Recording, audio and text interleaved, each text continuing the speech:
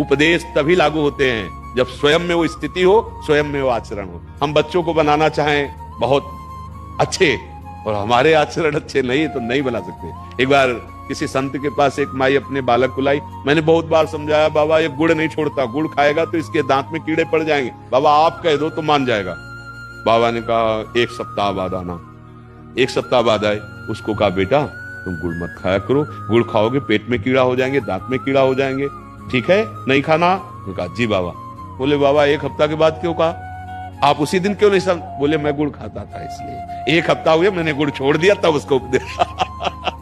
तो हम अगर किसी को सुधारना चाहते हैं तो हमें पहले सुधरना होगा। नहीं आप लड़खड़ाते हुए शराब पीकर घर में घुसो और बेटा को सोचो कि वो व्यसन मुक्त हो, कदापि नहीं हो सकता। आपके आचरण का प्रभाव पड़ता। और देखो महादेव जी ने भी उनको संत कहा। जब लात मारी रावण ने और विभीषण जी ने हाथ जोड़कर कहा, लात मारने पर गुस्सा आनी चाहिए क्योंकि भाई है और मंत्री है, महामंत्री है, लेकिन वो क्रोध नहीं आया। जैसे आपके तो गुस्सा आ जाता है, क्रोध नहीं आया। उनका तुम पितु सरिस भले ही मोहि मारा, राम भजे हित नाथ तुम्हारा। नाथ आप तो पिता के समान, भले लात मारा और मार लो, लेकिन हम फिर भी यही कहेंगे कि राम जी का भजन करने पर ही आपका कल्याण होगा। तो भगवान शंकर कैलाश से बोलो, उमा संत कह यही बड़ाई, मंद करत जो। ये संत है विभीषण। देखो रावण ने लात मारी हुई, उसका मंगल मना रहा, सह गया, गुस्सा नहीं किया, यही संत है। आपको इसे क्रोध नहीं करना है। आपके साथ प्रतिकूल व्यवहार क्या अमेरिका में या भारत में जहां भी रहेंगे, भक्तिवान हो तो प्रतिकूलता तो आएगी। पहलवान हो, अखाड़े में घूमोगे तो हाथ तो मिलाने आएंगे, 10-20 आएंगे लोग मिलाने।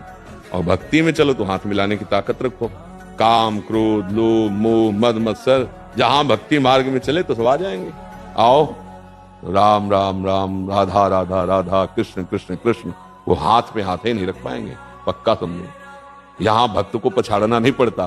राम रोष पावक सो जरे, भगवान अपने करों सदा तिनके रखवारी, जिम बालक राखे महतारी। बहुत बड़े मालिक के अधीन भक्ति होती है, कोई भक्त का बिगाड़ नहीं सकता।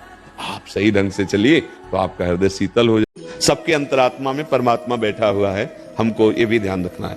अब अपराधी को दंड देने से वही परमात्मा जो उसके हृदय में बैठा खुश होगा कि मैंने इसको रोका था पहले।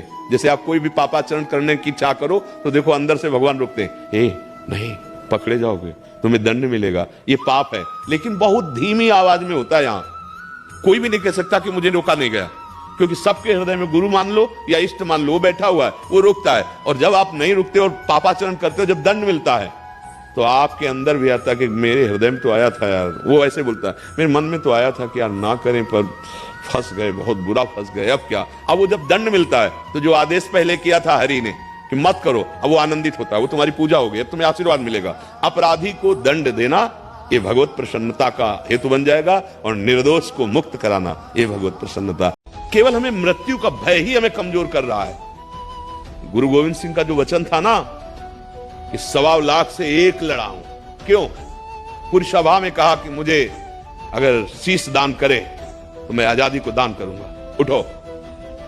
एक खड़े हुए, पीछे गए, ऐसी आवाज आई और कुछ रक्त सा निकला, वही काट दिया। अब दूसरा उठे, पूरी सभा में 5 उठे थे, पंच प्यारे। वहां किसी को नहीं काटा गया, वहां केवल रंग फैलाया गया था और आवाज ऐसी दिखाई गई थी कि मानो का वो पंच प्यारे बोले, एक जिसने मृत्यु का वर्ण कर लिया, मरने से डरा नहीं, एक से मैं 1.25 लाख को पराजित करूंगा। उसी की संतान आप हैं, उसी ईश्वर की, उसी के अंश है यार, डर का है।